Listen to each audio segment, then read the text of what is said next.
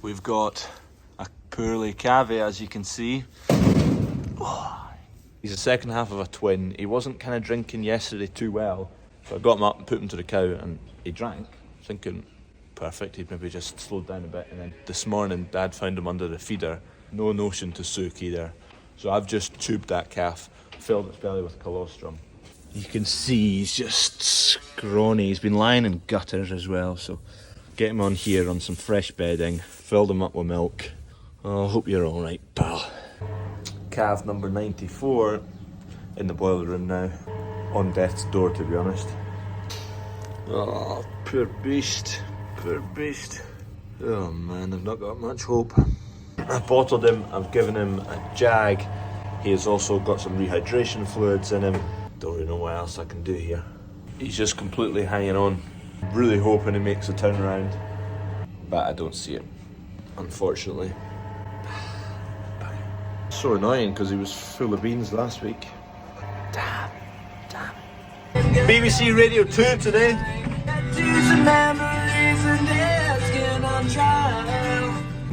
Good morning, got some cattle to bed. It is a glorious day. This cavy's got a bit of a cough. Healthy enough otherwise, but might just give him a wee lick of Hexasol. Coo's done. I'm going to jump in the Fent, go and get a load of fertilizer moved. If you're enjoying the videos, don't forget to subscribe. The button down there, it says subscribe. Oh, calf's just got a fright. And there's a wee bell next to it. If you want a notification when the video goes up, you click the bell. Whoa, we're back in the green machine. Oh, I've got my manky boots on. Sorry, Kev. I'm off first to fill it with AdBlue and diesel, and then I'm going to go and load up with fertilizer and take it to yard 4. We're spreading urea today on winter barley, and then we'll move to oilseed rape. Wow, I've missed that tractor. Kev's coming in for a load. Pretty tight on that wall.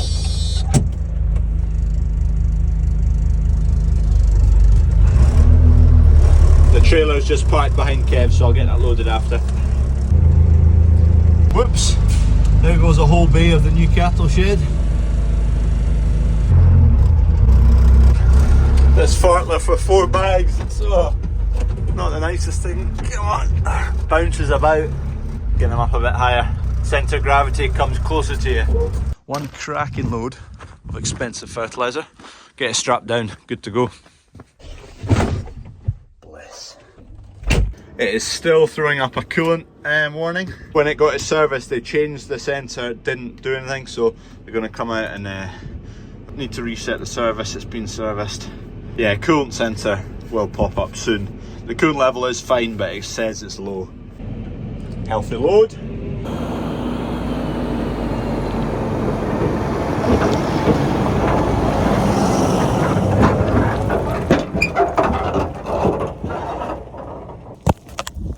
Happy days.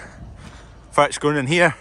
I will probably be along later to start spreading some of it.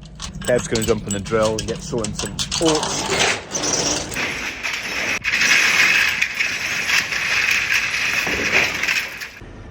Kev is a big fan of the Fent, but I think he's still got a wee soft spot for the other shade of green. The wife at home may be a Fent, but the wee bit on the side. I just heard a loud bang and I hope I didn't hit the wall, but no, I'm miles away. Must have just been the axles creaking and cracking.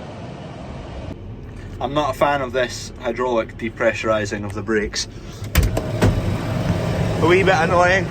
I'd rather there was a button out here or something you could press to depressurise them. There you go, quick 1,000-hour review on the Fent 718. Hydraulic top link, awesome, although you can do it on any tractor, I guess. We should do that on the other tractors. Back end, lift capacity, no issues at all, easy peasy. Layout at the back end, pretty easy to use. No like quick release things on the spools, quite like that when we demoed other tractors, but Fent doesn't have it. I like these adjustments from Cat 2 to Cat 3, really quick. Pin comes out, pin goes in, done. Toolbox space is a bit awkward. Need to get someone to make a proper shade one or make one myself. Kev's just mounted his a bit higher up, but it's a bit awkward for getting right in above it. It's a wee bit awkward. That spool to the front end is also connected to the drawbar via a valve, so that's a tiny bit awkward, but it doesn't cause any bother. Although saying that, if we weren't running GPS, say the GPS didn't work one day, the drill that we use, the markers for it, we'd need to take a spool off of here, because the hydraulic top link takes a spool. There's spools at the front, which we have disc on the front that need a spool, so we kind of run out of spools if the GPS stopped working. Ideally it would have its own spools to the front, completely separate. Other than that, it's pretty awesome, to be fair. It's a lovely tractor to be in. It's smooth as butter. It's really easy to use once you have used it for half a day. And in terms of the repair bills, the last two tractors we've had before this one, both, one's a 17 plate, one's 67 plate, so both 2017. Within the first 500 and 1,000 hours, they've been in and out of the garage for various different reasons. This has had one coolant sensor and a spool valve changed on the back. Okay, yes, it's all under warranty, but is it a guide of what's to come? Possibly. That's a quick 1,000-hour review of the Fendt. Yes, initial outset to buy it was more expensive, definitely, than the likes of New Holland that we've been with before. Worked out similar to a John Deere. But resale value is definitely stronger. We look back at equivalent kind of matchups of machines of ages of hours, and basically we think, we don't know for certain, but we think, say in 6, 7, 8, 9 years, whatever it is, whenever we replace this, the difference in the price we paid for it, we should get that back.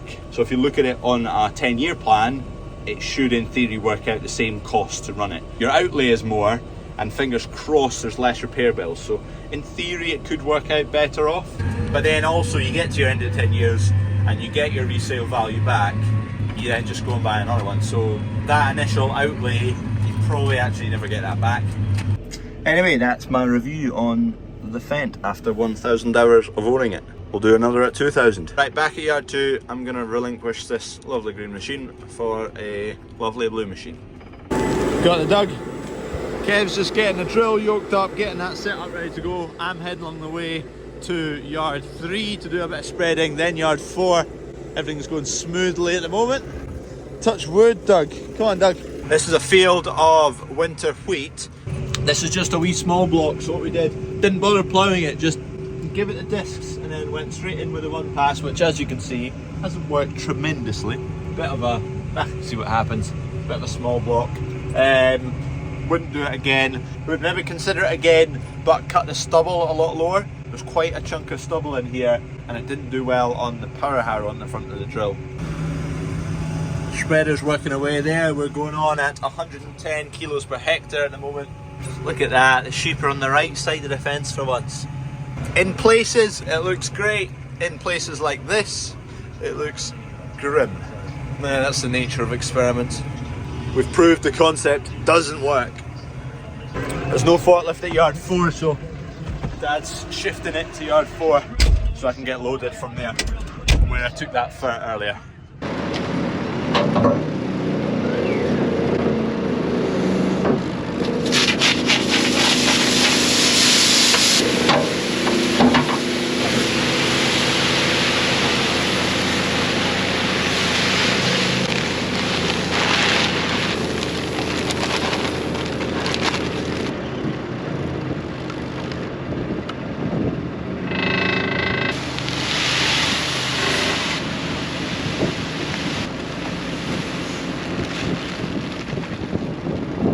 Question of the day, put it down below. If you had to go and be a contractor of any sort right now and you had unlimited money but all you could spend it on was one tractor, what tractor would you pick? Compare that last field where I've just come from to this, ploughed, established fairly traditionally, night and day. Not that we're set up to establish with less tillage properly. The field I was just at is that one there, so you can see the kind of bare bits in it. And just to the right of it there, that's a ploughed field. All the barley's done now, we're in a field of winter wheat. See it fleeing out, we're at 200 kilos per hectare on here. The barley, we're just at 110, so it's a big jump up. That green bar there tells you where about the limit of the spreader is, like the top end of it. So we're probably sitting at about 70% of its capacity, so it could kick on a wee bit quicker, but I'm going 17k at the moment. It's probably fast enough. Come up to see me, make me smile. Flippin' heck. Glorious, lovely day, a belter of a day. Brother just phoned me to tell me that calf's dead. Oh, how frustrating is that? Poor beast. Only silver lining is it was a twin, so it was a bonus, but still never nice. Bloody hell. If that had happened to it within the first few days of it being alive, you'd think, okay, it's not figured out how to drink, or it's not drinking, or there's not enough milk, blah blah blah. But it survived 3 weeks, and it was looking an absolute fine, healthy calf. Both calves were sucking off the mother, no bother. And then it just turned the corner, and that was that. Hey boy. I don't think I'll be getting much more fur in there. I think that's the fullest I've had it. Not weight wise, but volume wise. Urea, light stuff. There's the bandits, not the white bandits, the bluey, purpley bandits. Pigeons. It's full that I can't get the cover shut. I'm going all the way back to yard 1, so I want this cover shut.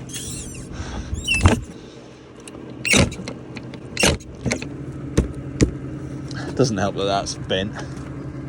Another one bites the dust. Another ropey looking field that. Here's an update from Cammy on his way to Corfu. Hope you're enjoying that. Day 19, I think, of the cycling. The sign tells you where we are. Another big day today. We've done 20k already. Another 110 to Eswera. Hopefully more good views out over the ocean. Although it's just been a phosphate plant which didn't smell great. Got myself a new cap. I'm enjoying this. It's not Crawford Farm's merch, but I didn't know what the shipping was like to Morocco, so I got this one instead. Just a bit of an update on the farming. Now we're a bit further south, it's a lot more arid. The last day or so, the ground's been a lot more arid. Still quite a lot of nomadic guys with herds of, small herds of livestock, but a lot less arable farming. Apparently the water table here, they've kicked the arse out of the water table. Now the water table's more than 300 metres below the surface, so irrigation pretty difficult, doesn't rain much, not many crops. Clothes smell bad, skin pretty burnt, food I've not got any yet, pretty difficult to come by before mid-afternoon during Ramadan. What else? Plenty of water, so can't complain. Should be a good day. Matthew Ferguson really is the workhorse of the economy around here. Nice looking 250, cart full of dung, incredible. Just a little update on the cycling. Tough day today, a lot of climbing.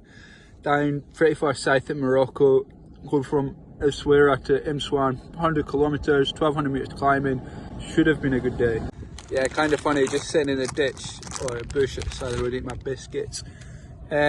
Suddenly there's a little hissing noise. Have a look, thorn in the front tyre. Pull the thorn out, hissing noise slightly louder, so just going to finish the biscuits and then I guess we need to sort out another puncture. Nice one. Guess who just got back today? Them bang on the money. boys that had been away. Bang.